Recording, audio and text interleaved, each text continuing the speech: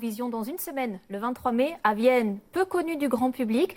Elle compte bien faire basculer l'histoire du concours, 38 ans que la France n'a plus gagné. Tout de suite, c'est l'invité des 5 dernières minutes.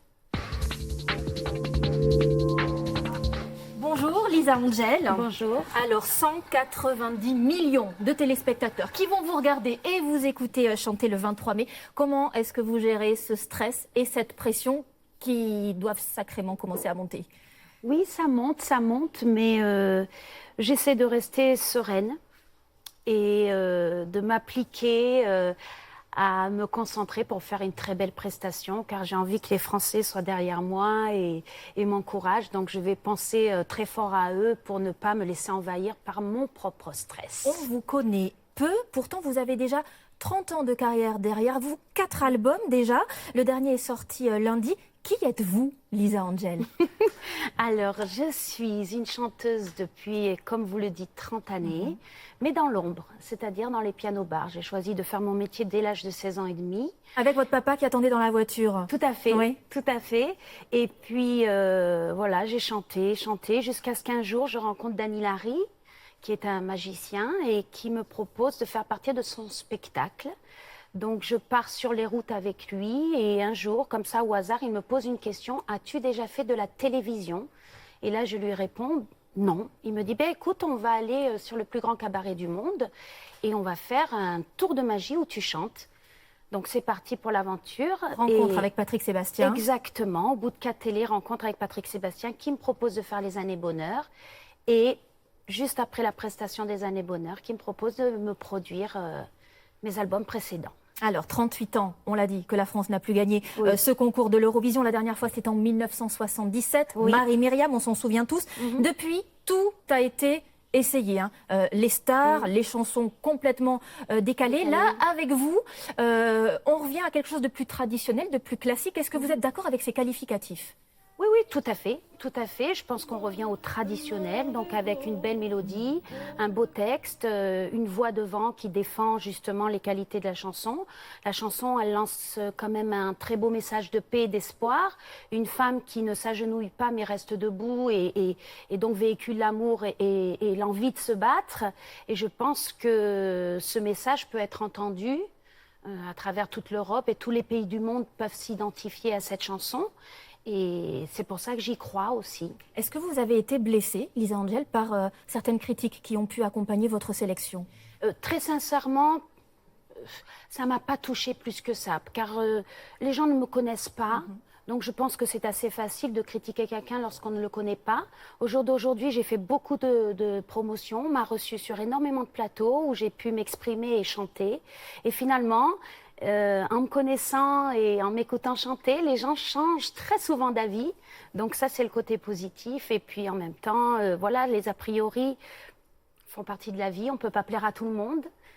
Mais c'est pas grave, ça me touche pas plus que ça. Bon, on va vous entendre évidemment dans quelques instants. Conchita Wurst, la drag queen à barbe, Oui. grande gagnante de la saison du concours précédent, c'est pas votre truc? Non, si, c'est un grand chanteur. C'est un grand chanteur. Moi, j'étais très fière qu'il puisse justement gagner parce que on oublie tous les artifices et on écoute un artiste.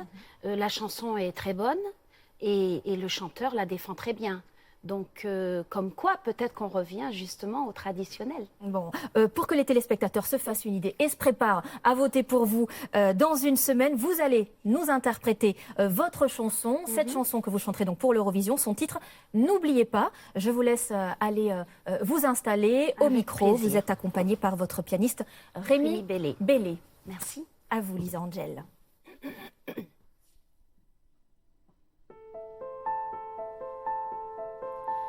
Il ne me reste que des larmes, ces quelques notes venues d'autrefois, et le chant de nos prières, nos cœurs qui espèrent, et le vide sous mes pas. Je me souviens du rire des enfants, la voix des hommes quand ils partaient au champ. Les fêtes des moissons, l'odeur dans les maisons, les éclats d'amour et de joie. mais je suis là. N'oubliez pas, effacer des cartes et des mémoires quand ils sont arrivés, cachés derrière leurs armes. Ils étaient des milliers, ils riaient de nos larmes, ils ont voulu détruire nos croyances et nos âmes avec des mots de haine que l'on ne connaissait pas. Je suis ici ce soir au milieu de ces ruines pour vous parler d'espoir et vous chanter la vie.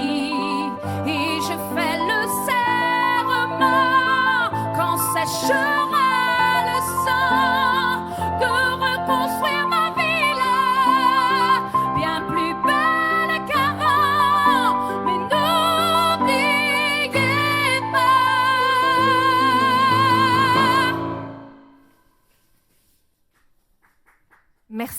Merci beaucoup, Merci à Lise vous. Angel. N'oubliez pas donc cette chanson que vous allez chanter pour le concours de l'Eurovision. Ce sera la semaine prochaine, le samedi 23 mai à 21h.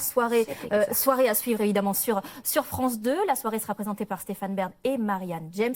Merci à Merci à vous. La chanson N'oubliez pas figure sur votre 4e album sorti Tout à en fait. tout début de semaine chez Sony Music. C'est la fin de ce journal. Tout de suite.